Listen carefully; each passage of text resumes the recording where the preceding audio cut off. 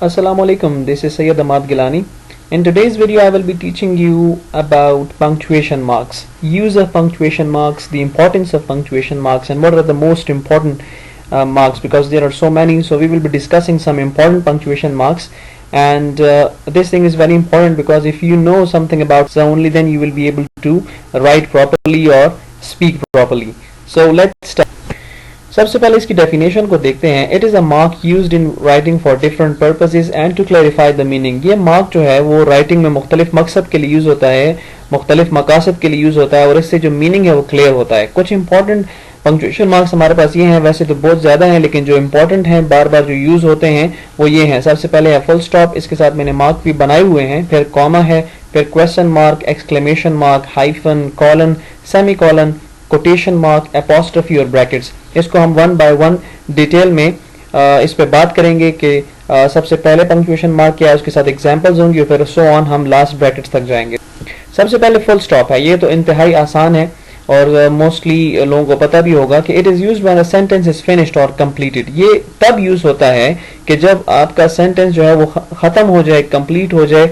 It is always used after a sentence which gives a complete meaning. इसको कभी भी आप फ्रेज के बाद इस्तेमाल नहीं कर सकते, इसको कभी भी आप डिपेंडेंट क्लॉज के बाद इस्तेमाल नहीं कर सकते, इसको हमेशा आप इनडिपेंडेंट क्लॉज के बाद इस्तेमाल कर सकते हैं जो कि सेंटेंस का फंक्शन प्ले कर रहा होता है, जो कि सेंटेंस की तरह होता है. एक ऐसा ग्रुप ऑफ वर्ड जिसमें सेंटेंस कंप्लीट हो, फिर हम उसके बाद फुल स्टॉप लगाते हैं. जैसे I have completed my project, यहाँ पे बात खत्म हो गई, इसके बाद कोई और बात इसके साथ नहीं है तो हमने फुल स्टॉप लगा दिया. The engineers have built the dam.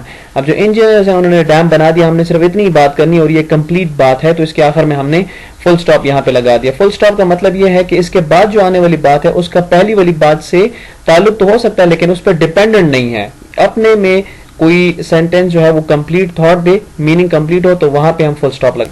फिर हमारे पास कॉमा है. It is use to take a pause in a sentence. पहला तो ये कि सेंटेंस में पॉज लेने के लिए यूज होता है. It is use before a conjunction that joins a main clause.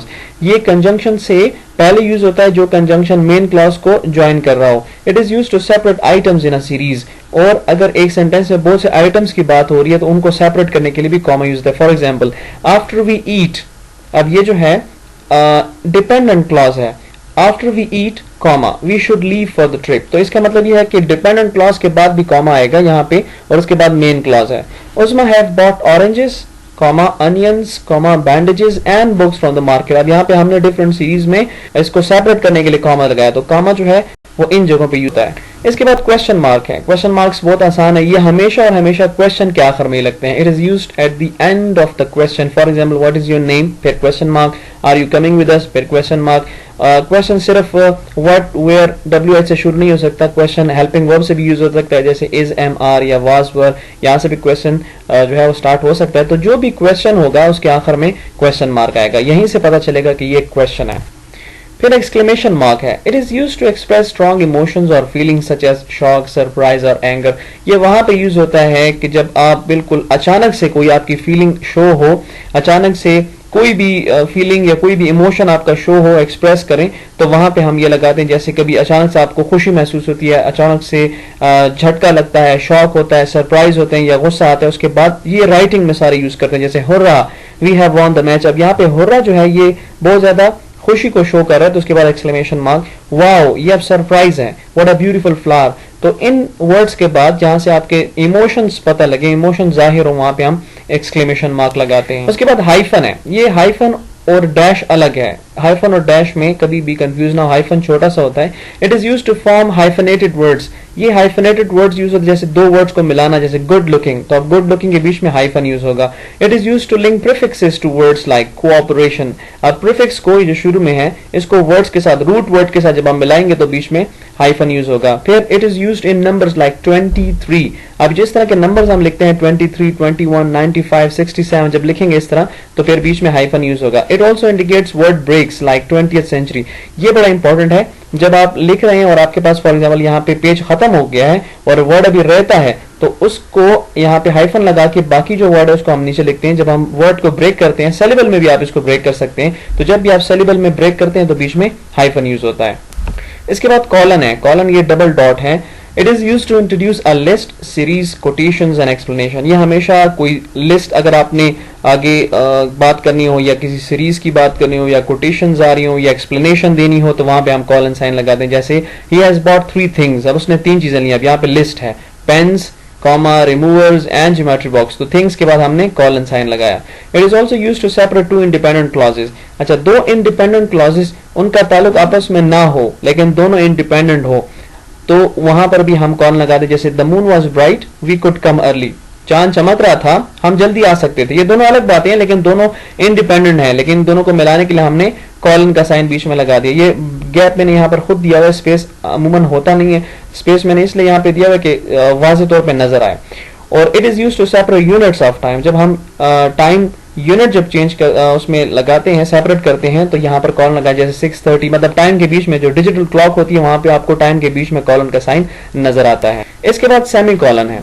It is used between items in a list or series when the item themselves contain commas। ये वहां पर यूज होता है जब कोई लिस्ट हो और लिस्ट के बीच में जो आइटम्स हो वहां पे कॉमा आपने यूज करना होता है और उनके बीच में भी कॉमा आए। जैसे there are 5 members on the team, अब यहाँ कॉलन यूज किया। 2 फ्रॉम चाइना, अब ये सेमी कॉलन है। 2 फ्रॉम इंग्लैंड, ये सेमी कॉलन है। एंड 1 फ्रॉम फ्रांस, इस सिचुएशन में यूज होता है। दूसरा, it is use to separate 2 independent clauses, अब ये भी 2 इंडिपेंडेंट क्लॉज के बीच में यूज होता है, लेकिन ये जो 2 इंडिपेंडेंट क्लॉज होंगी उनका आपस में रिश्ता बहुत ज्यादा होगा, क्लोज होगा। जैसे my daughter is a doctor, my son is an engineer, ये दोनों इसके बेटा और बेटी हैं और बहुत ज्यादा क्लोज हैं ये दोनों क्लॉजेज एक दूसरे के, तो यहाँ पे फिर सेमी कॉलन यूज होता है। इसके बाद कोटेशन मार्क है। कोटेशन मार्क वो 2 मार्क्स होते हैं जो कि यूज होते हैं अगर आपने किसी और बंदे के वर्ड्स कोट करने हो, किसी बंदे की बात आगे पहुंचानी हो, तो सेम एज इट इज उसी के अल्फाज अगर आपने पहुंचाने हो, आगे बात करनी हो, तो हम कोटेशन मार्क यूज करते हैं। और कोटेशन मार्क होते कैसे, जब आप शुरू करते हैं कोटेशन मार्क तो ये 666 की तरह होता है, यहाँ पे आपको स्क्रीन पर नजर आ रहा है 666 बना हुआ है, और जब आप कोटेशन मार्क क्लोज करते हो तो ये 99 की तरह बना होता है, इसको हमेशा याद रखें। जैसे Albert Einstein said, genius is 1% inspiration and 99% perspiration. अब ये अल्बर्ट आइंस्टाइन के वर्ड हैं और मैंने एज इट इज वही वर्ड यहाँ पे मेंशन किए, इसमें मैंने अपना कोई ऑल्टरेशन नहीं किया। तो शुरू में मैंने कोटेशन मार्क लगाया, लास्ट में भी कोटेशन मार्क लगाया। और एक और आपको मैं बात बता दूं कि कोटेशन मार्क यहां पर भी जब सेंटेंस खत्म हो जाएगा उसके बाद आएगा, इवन फुल स्टॉप भी कोटेशन मार्क से पहले आएगा। इसका मतलब यह है कि जो कोटेशन मार्क के अंदर है वो उसके वर्ड्स हैं। इसके बाद अपोस्ट्रोफी है।